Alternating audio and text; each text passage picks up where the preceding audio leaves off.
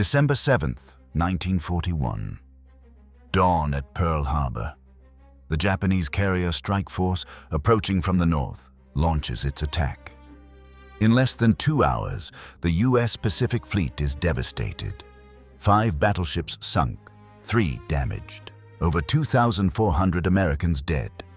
It is a brilliant tactical victory, perhaps the most successful surprise attack in naval history. Back in Tokyo, the architects of the attack celebrate. The war has begun with a stunning blow. America's ability to interfere with Japanese expansion in the Pacific has been crippled, but one man does not celebrate. Admiral Isoroku Yamamoto, Commander-in-Chief of the Combined Fleet, the man who planned the attack, sits in his quarters and writes. The quote attributed to him, though likely apocryphal, probably invented by screenwriters decades later, captures what he understood at that moment. I fear all we have done is to awaken a sleeping giant and fill him with a terrible resolve. Whether he wrote those exact words or not is less important than the fact that this sentiment, this prophecy of doom, was absolutely real. Yamamoto knew. He had seen the giant. He had walked among its factories. He understood its power, and he knew with absolute certainty that Japan had just started a war it could not win. This is the story of that giant, and the one Japanese admiral who had seen it with his own eyes. Isoroku Yamamoto was not a typical Japanese naval officer. In an imperial Japanese navy dominated by tradition, rigid hierarchy, and an almost religious devotion to the samurai code of Bushido, Yamamoto was an anomaly. He was an internationalist in a time of rising nationalism, a pragmatist in an officer corps increasingly dominated by ideologues. A gambler, literally, he loved poker and bridge in a culture that valued caution and obedience. He had lost 2 fingers on his left hand at the Battle of Tsushima in 1905, where as a young ensign, he'd witnessed Japan's stunning victory over the Russian fleet. That battle had shaped the Japanese Navy's doctrine for decades. The belief in the decisive battle, the single climactic engagement that would determine the outcome of a war. But Yamamoto had also seen something that made him fundamentally different from his peers. He had seen America, not as an enemy, not through the lens of propaganda, but up close, in detail, with his own eyes. From 1919 to 1921, Yamamoto served as a naval attaché in Washington, D.C., but his assignment was more than diplomatic protocol. He was sent to study, to learn, to understand the potential adversary. He enrolled at Harvard University, studied English, economics, history. He wasn't just learning about America.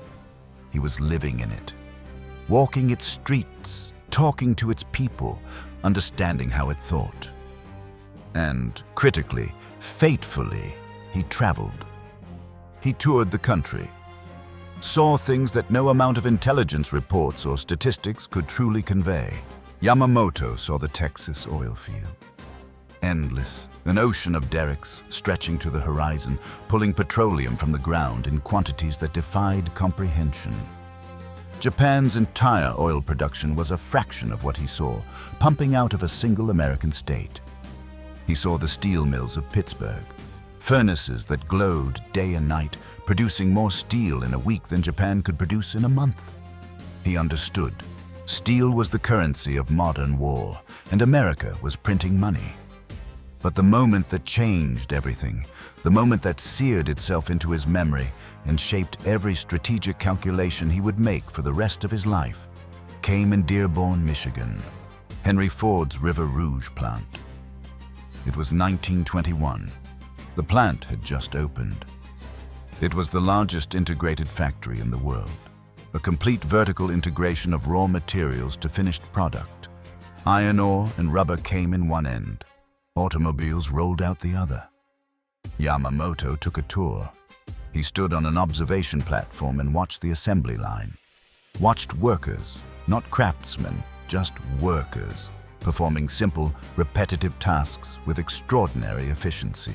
And he watched cars roll off the line. Complete, functional, ready to drive, one every few minutes. The numbers were staggering. Ford was producing 5 million automobiles per year, for civilians, for personal use, cars that most Americans could afford to buy. Yamamoto did the math, and the math terrified him.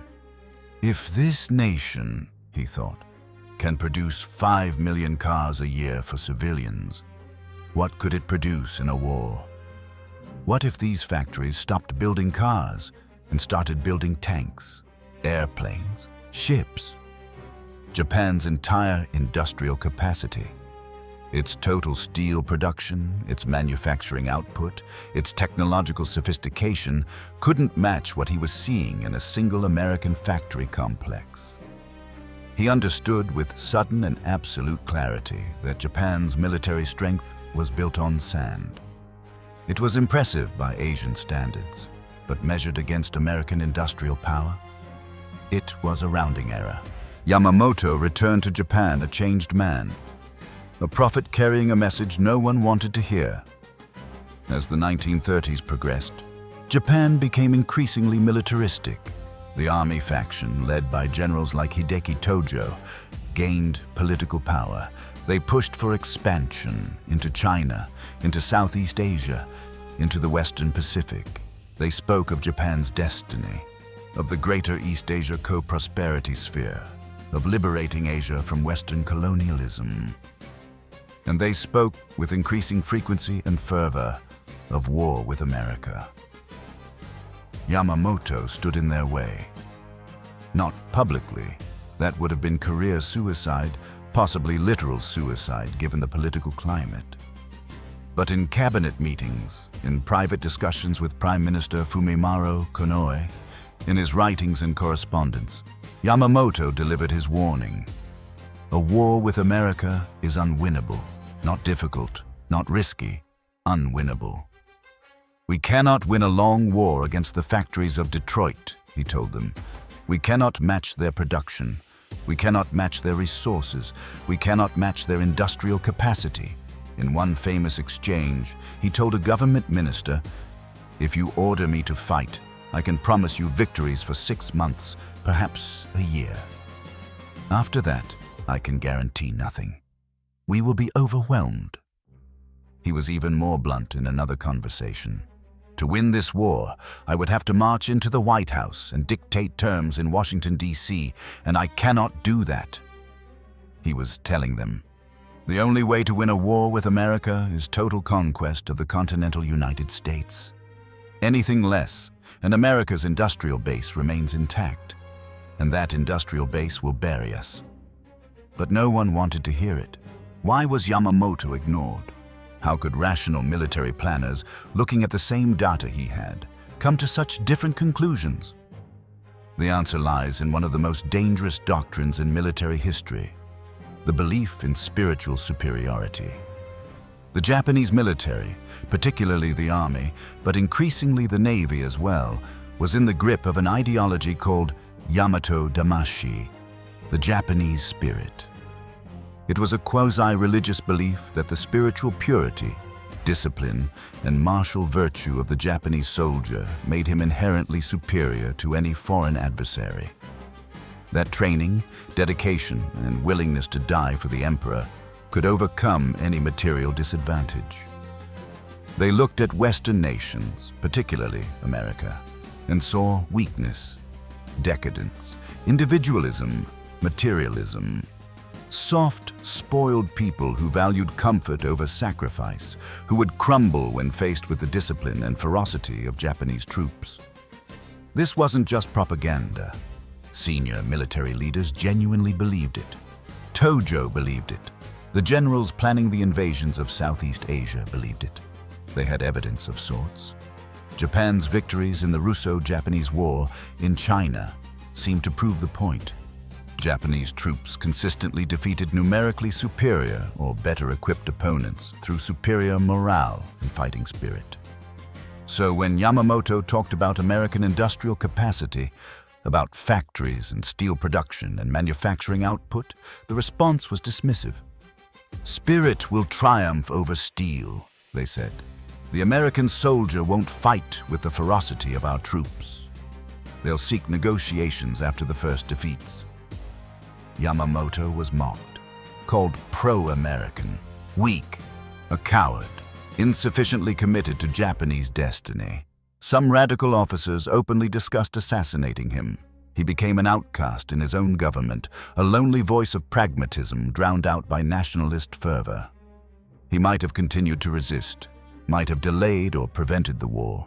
But then President Franklin Roosevelt removed the choice. July 26, 1941. The United States, Britain, and the Dutch government in exile announce a total embargo on oil exports to Japan. This was not a diplomatic gesture. This was an existential threat. Japan was an industrial nation with virtually no natural resources. It imported 90% of its oil, much of it from the United States and Dutch East Indies. It had no domestic oil production of any significance.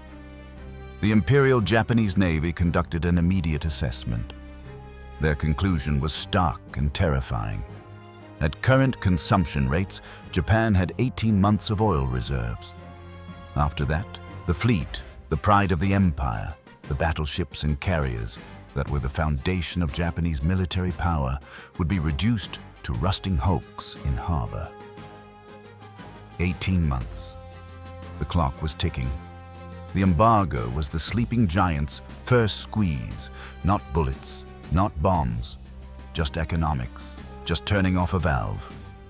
And it worked. Yamamoto's position collapsed overnight. His warnings about American industrial power became irrelevant because Japan no longer had the luxury of avoiding war. The logic was inescapable. Either seize the oil fields of the Dutch East Indies, modern-day Indonesia, or watch the empire slowly suffocate. There was no third option, but seizing the Dutch East Indies would bring war with Britain and the United States, who would not tolerate Japanese expansion in that direction. The choice between war and peace became illusory. War was now an imperative. The only question was when and how. Yamamoto, the prophet who had warned against this exact scenario, found himself cornered by the very forces he had predicted. Yamamoto faced an impossible paradox. As a patriot, he had to serve his nation. As a realist, he knew serving his nation in this war meant leading it to destruction. As a military officer, he could not refuse orders. As a strategist, he knew those orders would result in defeat. What do you do when you're ordered to fight a war you know you'll lose? If you're Yamamoto, you become a gambler. You look for the one play, the only play, that might somehow, against all odds, change the math. His calculation was brutally simple. I cannot win a long war, therefore I must prevent this from becoming a long war. How? The Americans, he reasoned, are commercial, practical, individualistic. They're not ideologically committed to empire in Asia. They won't sacrifice millions of lives for abstract principles. So, strike them so hard, so suddenly, so devastatingly, that they lose the will to fight. Make them believe that contesting Japanese control of the Pacific will cost more blood and treasure than they're willing to spend. Force them to negotiate a settlement that leaves Japan's conquests intact. It was a psychological strategy, not conquest, not occupation, just shock and terror calculated to produce a negotiated peace. There was one target that mattered, the U.S. Pacific Fleet at Pearl Harbor. The plan was audacious to the point of insanity. Sailor Carrier Task Force, 6 carriers, the pride of the Japanese Navy, 3,500 miles across the North Pacific. Maintain complete radio silence. Avoid detection by American patrol aircraft and submarines. Launch a surprise attack on the most heavily defended American naval base in the Pacific. Destroy the battleships. Destroy the carriers, if they're there. Destroy the port facilities. Cripple America's ability to project power into the Western Pacific for at least a year, maybe 2. Buy time. Time for Japan to consolidate its conquests. Time for the resources of Southeast Asia, oil, rubber, rice, to flow to the home islands. Time for America to look at the cost of taking it all back and decide it's not worth it. His own staff thought it was impossible. Too risky, too dependent on luck. The odds of detection were too high. The Americans would see them coming. But Yamamoto insisted. This was the only plan that had any chance of working. The only alternative was the slow, grinding war of attrition he knew Japan would lose. The irony is almost unbearable. The one man who warned his government that war with America was unwinnable became the only man capable of planning the attack that started that war. The prophet of defeat became the architect of the opening battle. He planned meticulously, studied the raid on Taranto, where British torpedo bombers had crippled the Italian fleet in harbor, developed modified torpedoes that could run in Pearl Harbor's shallow water, trained his pilots relentlessly. And on November the 26th, 1941, the strike force sailed from Hitokapu Bay in the Kuril Islands. Yamamoto knew, absolutely knew, that this was Japan's only chance. And he knew that even if it succeeded perfectly, it probably wouldn't be enough. December 7th, 1941. The attack was a brilliant tactical success. 5 battleships sunk, 3 damaged, 11 other vessels sunk or damaged. Over 180 aircraft destroyed on the ground. Over 2,400 Americans killed. The U.S. Pacific Fleet was crippled. Japan's southern expansion into Malaya, the Philippines, the Dutch East Indies, proceeded with minimal American interference for months. But it was also a complete strategic catastrophe. The carriers, the ships that would actually decide the war, were not at Pearl Harbor. They were at sea and survived untouched. More critically, the oil storage depots were not destroyed. Over 4.5 million barrels of fuel oil, the Pacific Fleet's lifeblood, remained intact. The repair facilities were mostly undamaged. Pearl Harbor as a base remained functional. And most devastating of all, the sleeping giant was not scared. It was not demoralized. It was not seeking negotiations. It was furious. Yamamoto's gamble, his hope that Americans would be shocked into a negotiated peace, died on December 8th when President Roosevelt stood before Congress and declared war with a speech that united the nation like nothing in its history. The psychological blow he'd hoped to deliver had the opposite effect. Instead of cowering, America mobilized with a terrifying, single-minded determination. Yamamoto's prophecy was about to come true. The giant that Yamamoto had seen in Dearborn, Michigan, the industrial leviathan he'd warned about, woke up. And when it woke, it was apocalyptic. Let's talk about the numbers. Because the numbers are what make this not just a story of industrial capacity, but of industrial obliteration.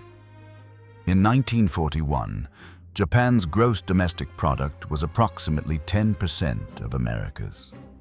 1/10. Japan's total steel production was 7 million tons per year. America's was 90 million tons. But those are just statistics. Let me show you what those statistics meant in practice. Willow Run. Remember the Ford River Rouge plant that Yamamoto had visited? The factory that could produce 5 million cars a year. In 1942, that production line was converted, retooled, redesigned for military production.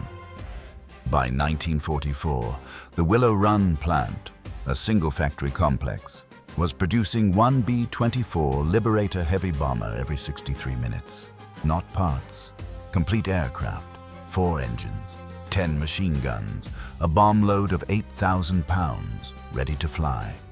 1 bomber every hour, 24 hours a day. Over the course of the war, Willow Run alone produced 8,685 B-24s. Japan's entire aircraft industry produced about 70,000 aircraft total across all types during the entire war. The shipyards. Henry Kaiser, an industrialist who had never built a ship before the war, revolutionized shipbuilding by applying Ford's assembly line principles. His shipyards didn't build ships, they assembled them. Prefabricated sections welded together like building blocks. A Liberty ship, a 14,000-ton cargo vessel, the workhorse of the merchant fleet, could be assembled in an average of 42 days. The record, set deliberately for publicity, was 4 days and 15 hours from keel laying to launch. The United States built 2,710 Liberty ships during the war. Japan sank 1,200 of them. America built them faster than Japan could sink them. And those are just the Liberty ships, basic cargo haulers. The numbers don't include tankers, troop transports, specialized vessels. The carriers, the unwinnable math. But the real killer, the statistic that proves Yamamoto was absolutely tragically right, is aircraft carriers. In December 1941, Japan had 10 aircraft carriers in service. The United States had 8. It was roughly equal, a fair fight. By 1945, Japan had built 17 new carriers during the war, for a total of 27. The United States built 147 carriers. 147. That includes 18 Essex-class fleet carriers, each one individually more powerful than any carrier in the Japanese fleet. Each one displacing 30,000 tons, carrying 90 aircraft, with advanced radar, superior damage control, and industrial-scale logistics behind it. Japan couldn't compete, couldn't even come close. At the Battle of Leyte Gulf in October 1944, the Japanese Navy sent 4 carriers into battle. They carried a total of 116 aircraft, not because that's all the carriers could hold, but because that's all the trained pilots Japan had left. They were used as decoys, bait to lure American carriers away from the main invasion force. All 4 Japanese carriers were sunk. The American fleet lost 1 light carrier. The exchange rate was no longer even pretend competitive. The philosophy of abundance. The most terrifying thing about American industrial power wasn't just the quantity. It was the philosophy behind it. Japanese carriers were meticulously designed, beautifully engineered, and irreplaceable. Losing one was a strategic disaster. American carriers were designed to be mass-produced. They were good enough, engineering taken to its logical conclusion. Not perfect, just overwhelmingly numerous. When USS Franklin was hit by 2 Japanese bombs in March 1945 and set massively on fire, with 724 men killed, the American response wasn't to mourn the loss of an irreplaceable asset. It was to repair the ship and return it to service while 10 other carriers continued operations. Japan couldn't match that. Not the production, not the resources, not the mindset, the aircraft. By 1944, America was producing 96,000 aircraft per year. Japan's peak production was 28,000 in 1944, but more crushing than the numbers was the quality. The F-6F Hellcat fighter, introduced in 1943, had a kill ratio against Japanese aircraft of 19-1. American pilots were better trained, had better equipment, and were supported by better logistics. Japanese aces, pilots with years of experience, were being shot down by American pilots with months of training because the American pilots had better aircraft, better radios, better tactics, and wingmen who weren't flying on fumes. By 1945, Japanese pilots were being sent into combat with 30 hours of flight training. American pilots had 600 hours. The difference was slaughter. Yamamoto's prophecy. Fulfilled. This was the terrible resolve Yamamoto had feared. This was the sleeping giant, fully awake. America didn't just mobilize, it industrialized war to a degree never seen before or since. It turned its entire economic might The factories Yamamoto had seen, the oil fields, the steel mills, the assembly lines, toward military production. And the terrifying thing? It did this while still producing consumer goods, still maintaining civilian living standards. The American home front experienced rationing and sacrifice, yes, but nothing like the deprivation in Japan or Germany or the Soviet Union. America won the war without really straining. It was producing so much, so fast, that it supplied not just its own military, but Britain's and the Soviet Union's through Lend-Lease. Yamamoto had seen this potential in 1921, had warned about it for 20 years, and in December 1941, he had awakened it. After Pearl Harbor, Yamamoto knew. The gamble had failed. The knockout blow hadn't worked. The Americans hadn't sued for peace. They'd mobilized for total war. The long war he'd feared, the unwinnable war of attrition against American industry, had begun.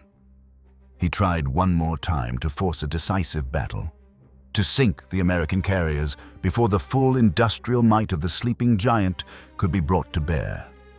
Midway, June 1942. He assembled the largest fleet operation in history.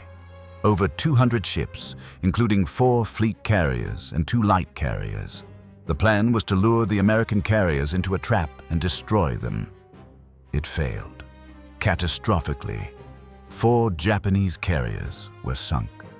Japan's most experienced pilots died. The strategic initiative in the Pacific passed to America. After Midway, it was just math. The industrial tide was irreversible. Japan could win tactical victories, could inflict casualties, could make the Americans pay in blood. But it couldn't stop the tide. Every Japanese ship sunk was irreplaceable. Every American ship sunk was replaced by 3 more within months. Yamamoto understood this. In his private correspondence, he became increasingly pessimistic. He'd done his duty, planned the attack, executed it brilliantly, and now he was watching his nation march toward the abyss he'd prophesied. April 18th, 1943. Yamamoto was conducting an inspection tour of Japanese forces in the Solomon Islands. His staff planned an itinerary: fly from Rabaul to Bougainville, visit frontline units, boost morale. They transmitted his complete schedule, departure time, route, arrival time, via encrypted radio message. They believed their codes were secure. They were wrong. American cryptanalysts, the intellectual arm of the sleeping giant, had broken the Japanese naval codes.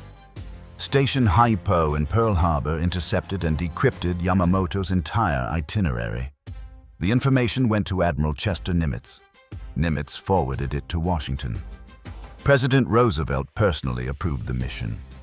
Kill Yamamoto. 18 P-38. Lightning fighters, the industrial arm of the sleeping giant, launched from Guadalcanal. They flew 400 miles over open ocean, navigating by dead reckoning with no radio communication, timing their arrival to intercept Yamamoto's flight exactly. The P-38s were manufactured by Lockheed, aluminum from American bauxite. Engines built in factories that had been making cars 5 years earlier. Pilots trained in a flight school system that was producing tens of thousands of combat aviators per year. They found Yamamoto's transport, a Betty bomber, exactly where and when the decrypted message said he'd be. They shot it down. Yamamoto died in the jungle of Bougainville. The symmetry is almost poetic. The man who'd warned about American industrial and intellectual power was killed by the perfect combination of both. Yamamoto's death was the symbolic end of Japan's war. His prophecy was the beginning of its defeat. He was the one man in the Japanese government who truly understood what war with America meant, who had seen the factories, who had done the math, who knew that spiritual superiority and martial valor, however admirable, could not defeat the industrial capacity of a continent-spanning nation with unlimited resources. He was Cassandra, the Greek prophet cursed to speak truth that no one would believe. And like Cassandra, he was proven right. But by then it was too late. The sleeping giant he'd warned about wasn't a metaphor. It was real. It was Detroit and Pittsburgh and the Texas oil fields and Henry Kaiser's shipyards and the thousands of factories across America that could switch from making refrigerators to making bombers in a matter of months. And when that giant woke, not in fear but in fury, it was unstoppable. By August 1945, when atomic bombs fell on Hiroshima and Nagasaki, the Japanese Empire had already been strangled by blockade, beaten in every battle, burned by firebombing, and reduced to near starvation. The atomic bombs were just the final, terrible punctuation mark on a sentence that had been written on December 7th, 1941, when Yamamoto's attack awakened the giant he'd tried so desperately to keep asleep. He'd said he could promise victory for 6 months, perhaps a year. He'd delivered 7 months, until Midway. After that, it was just arithmetic. And the arithmetic, as he'd always known, was unbeatable. The 20th century would not be won by spirit. It would be won by steel. And the sleeping giant had more steel than the rest of the world combined.